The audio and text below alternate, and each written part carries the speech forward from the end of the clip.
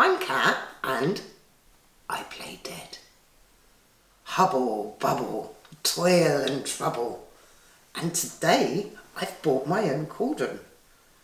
Just be careful it doesn't blow up in your face. Today we're looking at Whirling Witchcraft, designed by Erik Sunden and published by AEG. Whirling Witchcraft is an engine builder with a difference. Get those combos working, overproduce ingredients and cause your cauldron to blow up in your opponent's face. Let's have a look at it. When you first open Whirling Witchcraft, the first thing you'll need to do is build your cauldrons. So let's have a look at that. Now for these,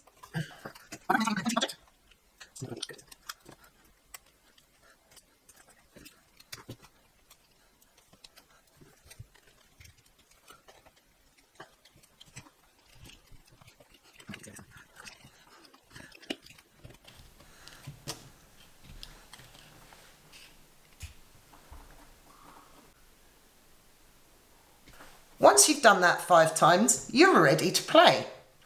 Give each player a player board, a cauldron, a reference card and a personality card. If players are new to the game, give everyone the initiate card. There are also personalities that have got some quirky changes to the rules and things. We'll have a look at them at the end, but for now, let's take an initiate.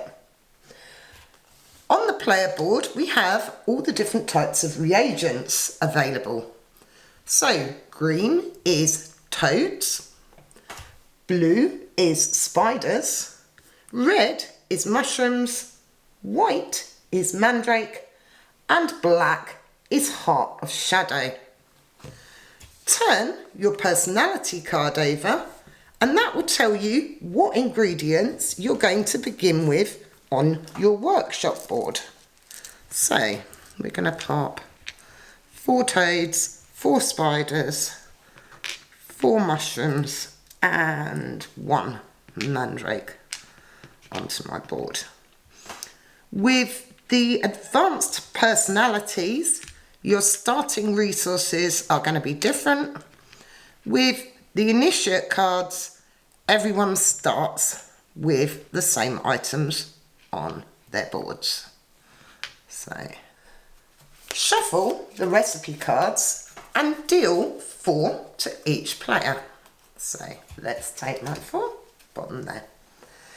Each round has 2 phases, the study phase and the brewing phase. Let's have a look at the study phase. Players will each choose 1 recipe card from their hand to put in play and place it face down in front of them. So let's have a look at the recipe cards and what they mean. Most cards have an input and an output section, like these 2 here. Some of them have this swirly S symbol on it. That means these cards can be played either way up. So 2 toads giving us a mushroom and a spider, or a mushroom and a spider giving us 2 toads. So let's have a look at what I might want to play. I think I'm going to take the Elixir of Despair and I'm going to choose it this way up, so with the spider and the mushroom at the top, and I'm going to place that face down in my play area. Once everyone has a card in front of them, players reveal it. And the first thing we need to deal with is the arcana symbols that are on the top or the bottom of the card in this case. There's 3 different symbols for Arcana. We have the potion symbol, which is this pink one here. We have the raven, which is this one.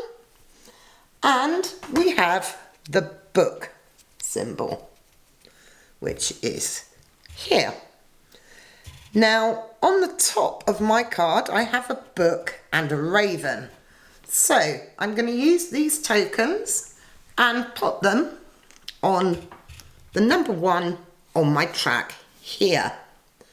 All 3 of these Arcana will give you special ability every time you have 2. The potion, the pink one, will allow you to take a cube from the general supply and pop it into your cauldron. The raven will allow you to remove 2 cubes from your workbench, and the book will allow you to choose an ingredient and take it from the supply pool when triggering your spells. Hopefully all of that will become clear in a bit. Once everyone has revealed their card and noted their Arcana, we go into the brewing phase. So we're going to use these cards to produce ingredients. So here I'm going to use 1 spider and 1 mushroom from my workbench and put them onto my card, and they produce 2 toads, which will come out of the general supply. So I pop them there.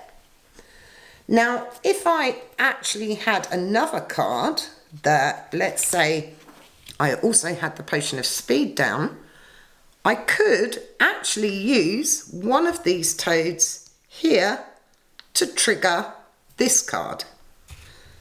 But at this point, if I was going to do a second one, I'd want to take it off my workbench. I'm going to cheat and just play 2 cards in the first round to show you guys what's going on. So take those from the general supply.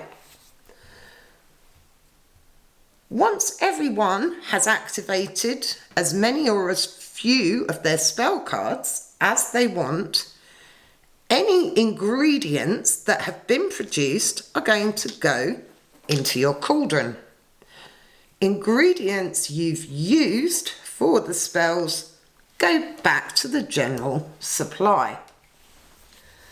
Then I'm going to pass my cauldron to the player on the left. In turn, I will receive a cauldron from the player on the right.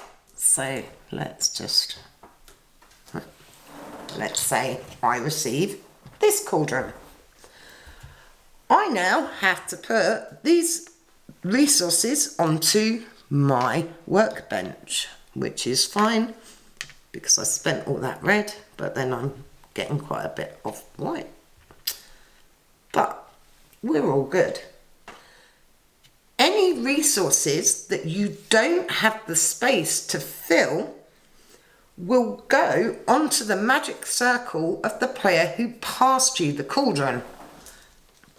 So let's say I've just been passed another 3 mandrake. I can only fit 2 on my board. So this 1 goes to the player who passed it to me and sits on their magic circle. After you've resolved that, you need to check for a winner.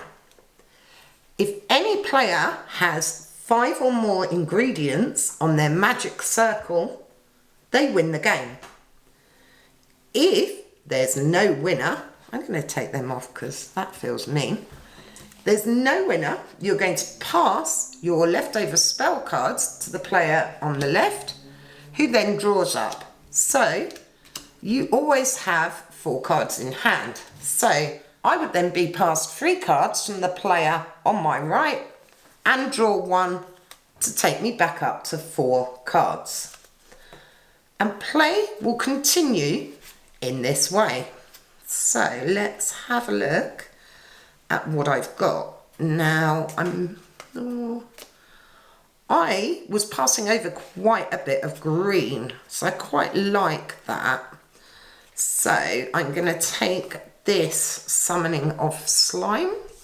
Now this one has an arrow, so it can only be played in the one direction. So I place that. When everyone's placed their cards, I reveal it. And I'm going to get a Raven Arcana, which means I can remove 2 ingredients from my workbench. Now, my greens are getting quite full, and none of these use the green, so I'm going to take 2 and pop them back in the general supply. Then, in my brewing phase, I am going to, let's have a look, put 2 blue on there. Oof. A blue and a red on there. And I don't actually have enough red to do this last spell. So I'm going to put 2 green there, 2 green on there, and a white. Now, once everyone's done their brewing phase, all ingredients produced go into the cauldron, ingredients used go back to the supply, and the cauldron gets passed to my right. So, as you can see, I'm producing a lot of green from my spells here. So let's have a look how that impacts the player to my right. So, I've just passed them this cauldron with 4 green and a white. Now, there's nowhere for their white to go, so that sits on my magic circle, and there's nowhere for any of the green to go. So these 4 green would come back, sit in my magic circle, and in this case would declare me as the winner because I have 5. In case of a tie, you're going to look at who has the most, because obviously it's quite possible to have more than 5. Whirling Witchcraft is a really nice engine building game. Now, we've all played engine building games. I was talking about Furnace not so long ago. However, this is presented in such a fun and unique way. And witches aren't just for Halloween, you know. The other really nice element is, once you've gone to all that effort of making your cauldrons up, they actually fit really nicely in the box. So you don't have to break them down each game, and they're going to stay and not rattle around whichever way you put your box. We always appreciate a bit of thought with these things. I spoke about the personality cards. We had the basic personality that come with a basic ability you can use. At any point in the game you can discard your cards and draw up a new hand. However, the advanced personalities, as well as having the various different beginning resources on the back, come with some awesome new witchy artwork and a range of different abilities that break the rules. There are also some that effectively act as spell cards. So while I was chucking all that green to the player in my right, if they'd had this, that would have been helpful, so I wouldn't have wanted to do that. So it's important to always keep an eye on what the players either side of you are doing. Be aware of what's going to be coming in to hit you, and also be aware of what the player to your right doesn't want to get. And also then you need to keep an eye on what spell cards you're passing on, because the spell cards you pass to your left are going to be the ones that that player uses against you. So there's quite a lot of player interaction. There's a lot of meanness, and it's a lot of fun. Check it out. Whirling Witchcraft from AEG. We picked this up at Spiel. I think it's available in the US, coming to Europe and the UK soon, I hope. I hope you enjoyed this spectacular video. If you did, click like and subscribe.